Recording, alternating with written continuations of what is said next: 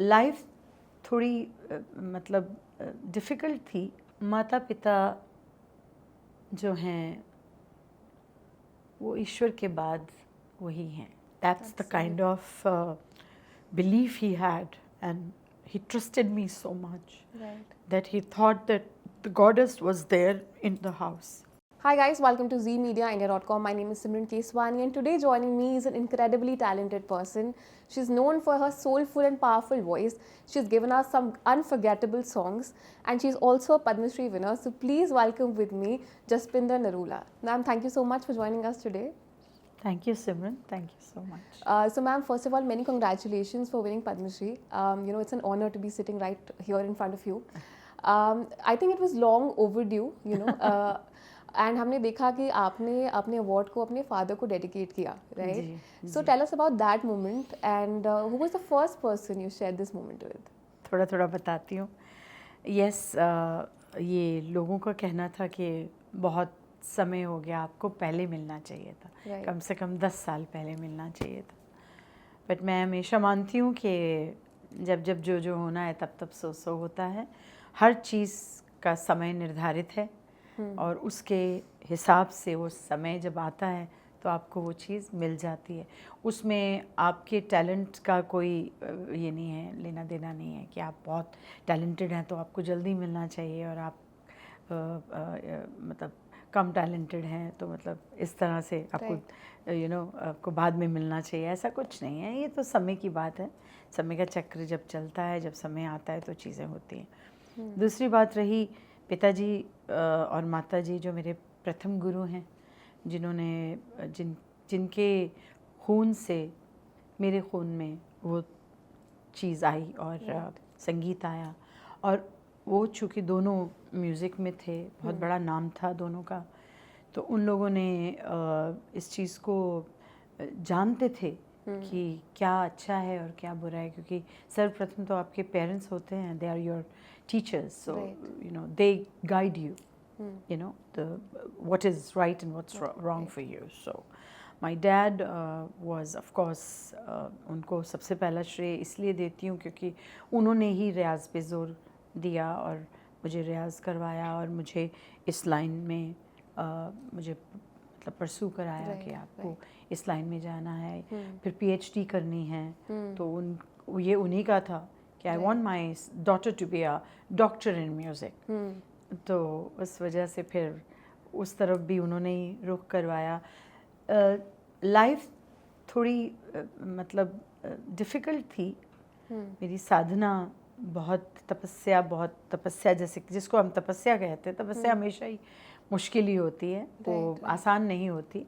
तो मेरे लिए ये मुश्किल था और संगीत की शिक्षा और रेगुलर आपका स्कूल, दोनों चीज़ों को साइमल्टेनियसली उनको बैलेंस रखना ये बहुत मुश्किल था। उसके साथ यही नहीं, शिक्षा के अतिरिक्त मेरा जो प्रोग्राम्स थे, मेरी रिकॉर्डिंग्स थी, मेरी शूटिंग्स थी, मेरी इंटरव्यूज़ थी, ये सब चीज़ें जो साथ साथ चलती हैं, अवार्ड फंक्शंस थे, तो ये एवरी डे का मेरा था कि स्कूल से आना, कभी कभी तो स्कूल से ही उठा लिया जाता था, वहीं से मुझे ले जाते थे।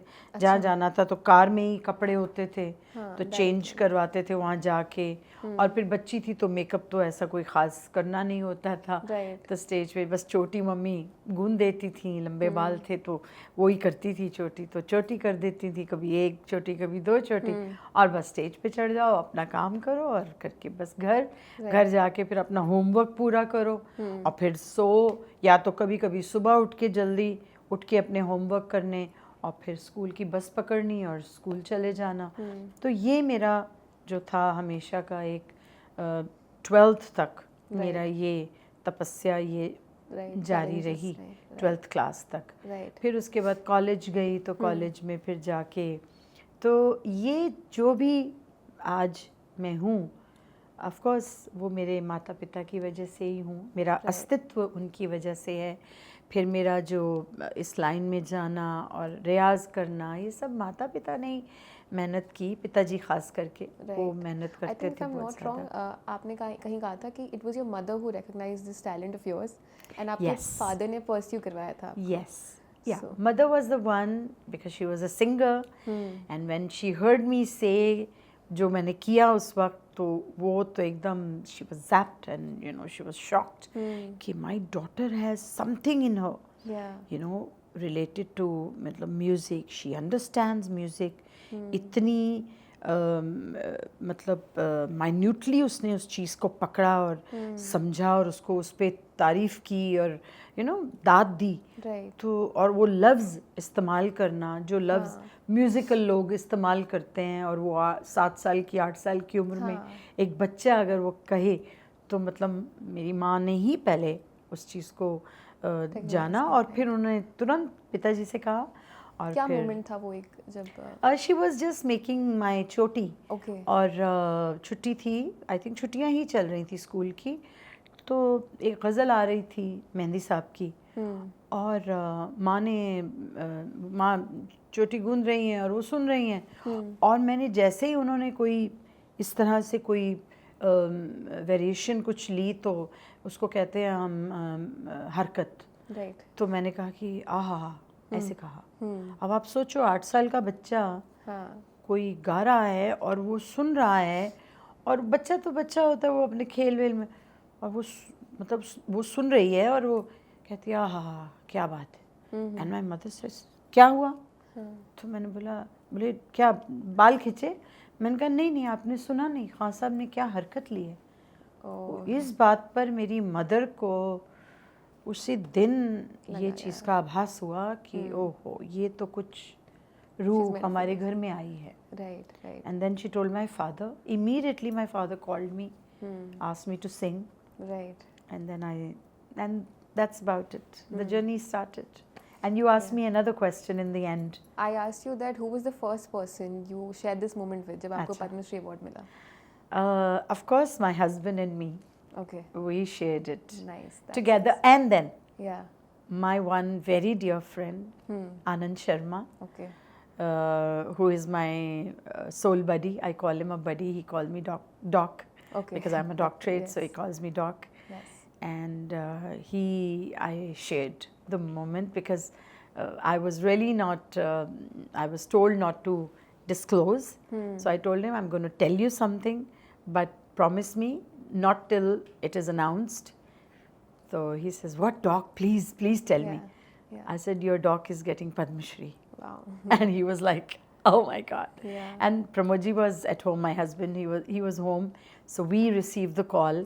I was doing yoga. Okay. And on yoga then I have my phones coming and they are on mute. Okay. So there was a number, it's by chance I saw the number, it was coming, it was a Delhi number, and because I'm a Delhiite, I knew this was coming from somewhere Parliament Street, somewhere there, that area, that Right, code, right. I know, I remember. Yeah. So I said, and then मैंने बेध्याने उसको बंद कर दिया और मैं अपना meditation में बैठ गई. तो अभी मैंने आंखें बंद की थी तो एकदम से मेरे हस्बैंड कमरे में आए और बोले कि होम मिनिस्ट्री से फ़ोन है. I said oh my God, I think यही नंबर था और मैंने उसको कट कर दिया because they inform you Right. That you are getting and are you मतलब are you ready to accept it. Right. तो फिर बस एंड ये हुआ and then they asked me कि मैम अभी आप इस खुशी को अपने तक रखिए, किसी को ज़्यादा शेयर मत कीजिए क्योंकि ये मीडिया पे जब तक नहीं आ जाता we don't want it to be disclose. तो मैंने कहा ठीक है, but that was the only friend that I you know. You told them. Yes, Right. yes. You know, आपने जैसे हमेशा बोला है that your father was just not your father, he was also your first guru. Yes. सरदार केसर सिंह नरूला. नरूला जी. उनके बारे में थोड़ा बताइए and you know tell us कि उन्होंने कितना मोटिवेट किया, उनकी मोटिवेशन का कितना प्रोमिनेंस था इन योर म्यूजिक करियर. देखिए माता पिता जो हैं वो ईश्वर के बाद वही हैं. वो आपको सच्चा मार्ग बताते हैं, वो आपको आपके अनकंडीशनल प्यार होता है उनका. राइट. और वो आपको I become very emotional when I talk about them. Right. क्योंकि मेरा बड़ा लंबा समय मेरे माता पिता के साथ बीता है और अब चूँकि जब से पापा और मम्मी गए हैं कोई ऐसा दिन नहीं होता कि उनकी बात ना हो, उनका जिक्र ना हो और उनकी थोड़ा सा मुझे Yes, डिफ़िकल्ट please- होता है please have ji. some water. तो बस डैडी चूँकि डैडी मम्मी दोनों म्यूज़िकल थे और मेरे पिताजी उनकी आवाज़ क्योंकि चली गई थी, किसी ने उनको कुछ खिला दिया और उनकी आवाज़ ख़त्म हो गई, तो उन्होंने उसके बाद से ईश्वर को ये प्रार्थना करनी शुरू कर दी कि वो एक सिख फैमिली से थे। I am from a Sikh family, लेकिन उसके बावजूद भी माँ सरस्वती को मानते थे और चूँकि मेरी माँ भी ब्राह्मण परिवार से हैं Right. तो I am a combination of a Sikh and a Brahmin, जिनको मैं एक ही मानती हूँ क्योंकि I always feel that we are branch of Hinduism and कोई कुछ भी कहे but we are definitely, and हमारे फोर फादर्स जो हैं वो सारे टर्बन्स नहीं बांधते थे। टर्बन जो है वो मेरे फादर से शुरू हुई। Okay. तो मेरी दादी ने टर्बन बनवाई, अपने बच्चों को सिख सजाया। तो दादाजी नहीं बांधते थे टर्बन, उन्होंने बस पटका बांधते थे और उन्होंने भी दाढ़ी रख ली थी, बट सिख जो है उन्होंने अपने बच्चों को बनाया। तो इसलिए मैंने कभी ऐसा फ़र्क नहीं, गुरुद्वारा साहब तो मेरा शुरू से ही मेरा एक मेरा रूटीन था कि मुझे जाना ही है, बाबा जी को मत्था टेकना है और पाठ मेरा, हाँ शुरू से पाठ हमारे घर में। माँ भी सुबह सुबह उठ के पहले गुरुद्वारा साहब भी जाती थी, हम लोगों को बाद में मिलती थी। तो ये घर का माहौल था। तो मैंने फादर साहब को कहते सुना कि उन्होंने यही बात कही कि मैंने माँ सरस्वती से एक औलाद मांगी थी कि ऐसी औलाद दे जो मेरी आवाज़ बने और जो मेरे अंदर जो है वो सारा उसके गले से निकले, क्योंकि अब मैं अपने गले से नहीं गा सकता। तो जब उन्होंने मुझे सुना तो I think he was in tears and he told my mom कि माँ सरस्वती खुद आई है। This is what his words were to my mother, कि माँ खुद आई है। We completely agree. That's the kind of belief he had, and he trusted me so much Right. that he thought that the goddess was there in the house. Right. So this is my father. So he was more than a father. He was a sadhu. उन्होंने इतना काम किया अपनी community के लिए, Sikh community के लिए, मतलब शुरुआत की, सब शब्द कीर्तन सब कुछ, उसके बावजूद में उन्होंने कभी किसी से कुछ मांगा नहीं। उनको उनका श्रेय किसी ने दिया भी नहीं और उन्होंने मांगा भी नहीं। बस उनको ऐसा लगा कि जसविंदर के आने से मेरी ज़िंदगी मुकम्मल हो गई। ऐसा उनका, मुझे लगता है उनका मन रहा कि वो सारा समय उन्होंने मुझे ही दे दिया। मेरी परवरिश में और मेरे साथ प्रोग्राम्स में और सब उसमें वो उन्होंने सारा, मतलब ही dedicated. Even my mom, she also dedicated. She तो लेफ्ट म्यूजिक, वो तो गाना ही छोड़ दिया उन्होंने मेरे पीछे गाना शुरू कर दिया। हाँ, शी स्टार्टेड सिंगिंग, मेरे पीछे पीछे कोरस में उन्होंने ले लिया और कोरस संभाल लिया, वो कोरस गाने लगी। जबकि इतना नाम, इतनी बड़ी सिंगर थी, बोली मैं इसके सामने क्या गाऊं, I can't sing in front of her, ऐसे अल्फाज वो बोलती थी, ऐसा कहती थी। बट बहुत अच्छा समय देखा, बड़ी अच्छी चीज़ें माँ से मैंने ग्रहण की, पिता से ग्रहण की। बड़ा धन्यवाद उस ऊपर वाले का, नीली छतरी वाले का, उसने इतना अच्छा परिवार दिया जिन्होंने मुझे खून में ही जो है स्पिरिचुअलिटी दी, एक हलीमी दी, ग्राउंडेड रही मैं हमेशा। वो मम्मी हमेशा कहती थी निव्या सो फलिया, कि जो पेड़ झुका हुआ होता है देखो फल सबसे ज़्यादा उसी पे होते हैं। तो ये सब चीज़ें माँ और पिता से ही मिली। So good to have a supportive family. हाँ, of course Right. Of course God chooses ना, Yeah. वी चूज, एक्चुअली कहते हैं आत्मा खुद चूज करती है कि उसको Yeah. कहाँ जाना है, बट मेरे हिसाब से ईश्वर पहले, उससे पहले ईश्वर चूज करता है कि इस जी को इस परिवार में जाना है, इसके इससे ऋण है, इसके इससे ऋण है, Right. इनकी इधर ऐसा कॉम्बिनेशन है, इनका ऐसा ये कॉम्बिनेशन बनाता वो है, क्योंकि हिसाब किताब तो उसके हाथ में है। हम तो सिर्फ कर रहे हैं एक लेश मात्र, Right. और करवाने वाला वो है। तो मतलब ये सब खेल उसी का ही है। Right. That's beautiful. You know, उसके बाद हमने देखा कि आपने बॉलीवुड में भी आपका ब्रेक थ्रू मोमेंट आया, आपने बहुत आइकॉनिक सॉन्ग्स दिए जैसे प्यार तो होना ही था। जी तो उसके बाद you start getting immense popularity. जी, उसके बारे में बताइए, तब कैसा लगा आपको, तब प्यार मिलने लगा बस वो बॉलीवुड से? बस एक और प्रभु की कृपा बरस रही थी और मैं उस चीज़ को ग्रहण कर रही थी और उसको एंजॉय कर रही थी और अपनी साधना कर रही थी साथ साथ। और वो टाइम था कि मैं बहुत बिज़ी थी। बिज़ी तो मैं हमेशा ही रही, राइट। लेकिन उस टाइम पे डेफिनेटली शोज़ पे शोज़, इधर से उधर, उधर से इधर, वो सब चल रहा था। साथ साथ पॉलिटिक्स चल रही थी पीछे हमारे इंडस्ट्री में, साथ साथ हम अपना पूरे घोड़े पे सवार Right. आगे की तरफ हम अपना काम में लगे हुए थे, डटे हुए थे, और यहाँ से पीछे लोग हमारी जड़ें काट रहे थे। अच्छा। तो ये सब चल रहा था। राइट। तो बट वो भी समय था और वो भी समय है, तो इसलिए ना वो रहा ना ये रहेगा। Right. तो ऐसा वाला सिस्टम हम मानते हैं, तो उसी के हिसाब से हम चलते हैं। तो ये सब तो ठीक है, होना है।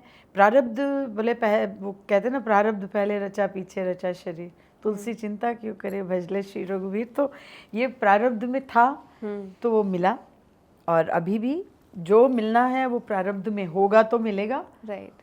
और जो जो लिखवा के आए हैं वो होना ही है। जैसे आपने पॉलिटिक्स की बात करी, तो I think part and parcel होता है। If you're a public figure, आप फेमस हैं, तो पार्ट एंड पार्सल होगा पॉलिटिक्स। कभी ऐसा हुआ है that it took a toll on your mental health? ऐसा कभी कभी हिट तो करता है, लेकिन मैं गुरबानी पढ़ने वाला बच्चा हूँ। मैंने तो हमेशा गुरबानी पढ़ी है। तो गुरबानी में तो ये है कि हुक्म अंदर सबको बाहर हुक्म ना कोई। जो उसका हुक्म है उसके हिसाब से ही हिसाब होता है। राइट। तो जब हुक्म उसका है तो आप you should lay back right. And wait for the right time right. And do your karmas. Absolutely. क्योंकि कर्म की गति है, कर्म के हिसाब से ही वो न्यारी है, उसके हिसाब से ही आपको मिलता है। राइट। तो कर्म अच्छे करते रहेंगे तो ये सब तो बादल हैं, छट जाएंगे। राइट। बारिश होती है, बादल आते हैं, बारिश होती है और फिर छट जाते हैं।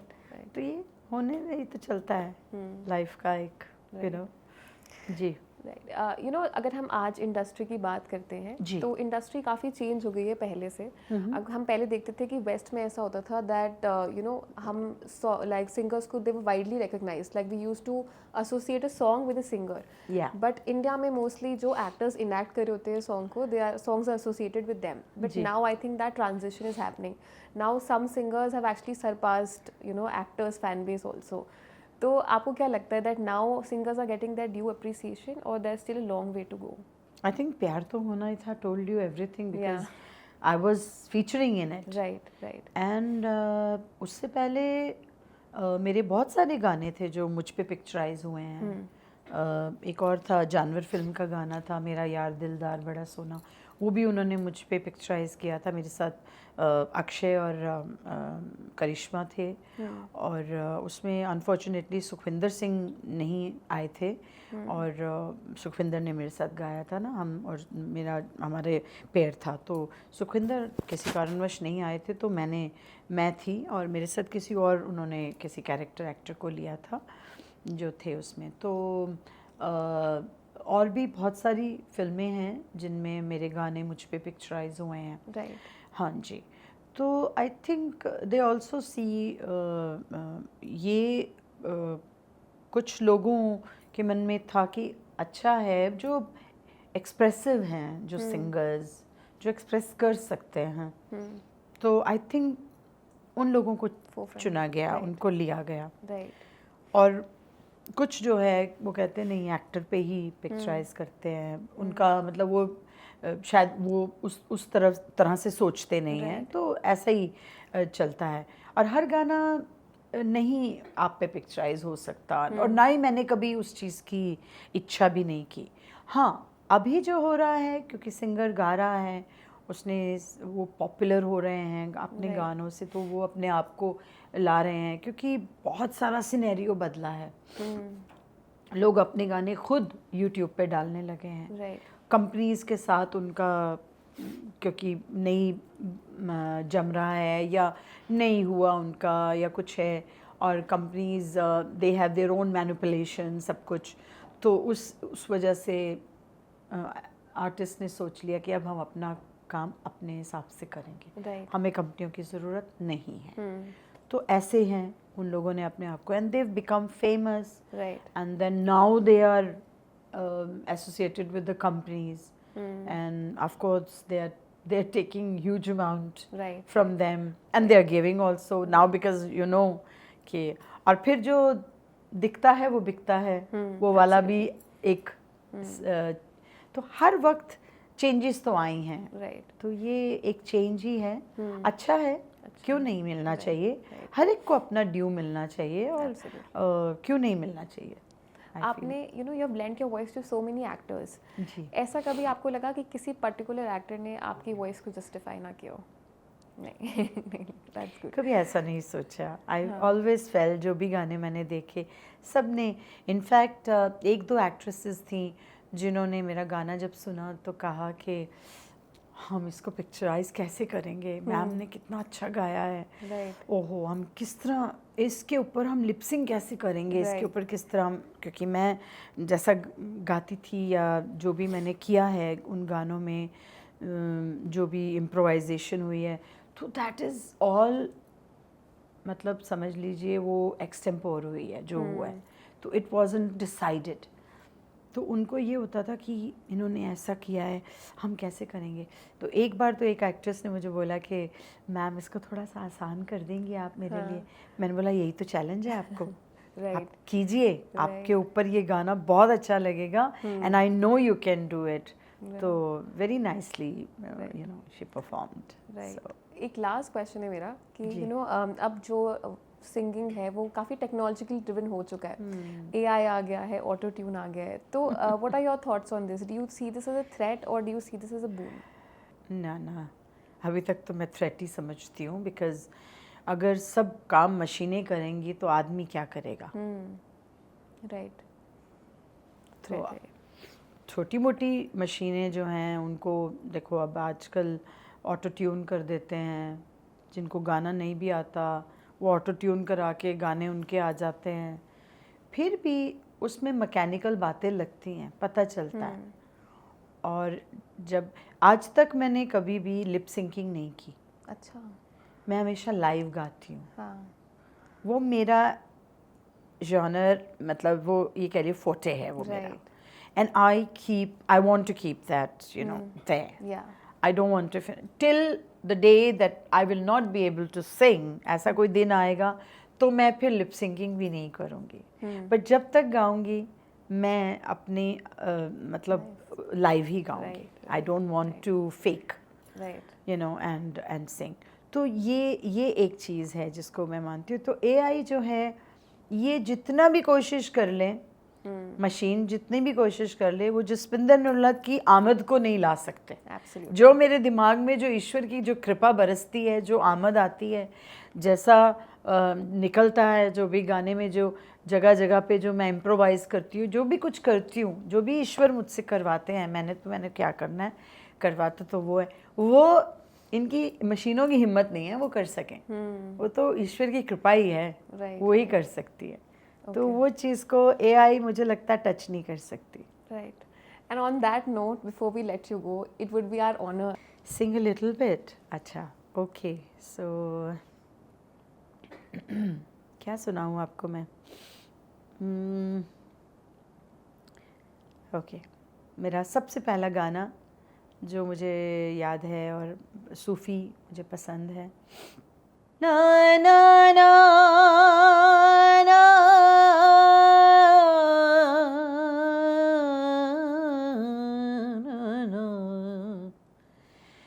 बेशक मंदिर मस्जिद टा दे, बुल्ले शाह ये कहता, पर प्यार भरा दिल कभी ना तोड़ो।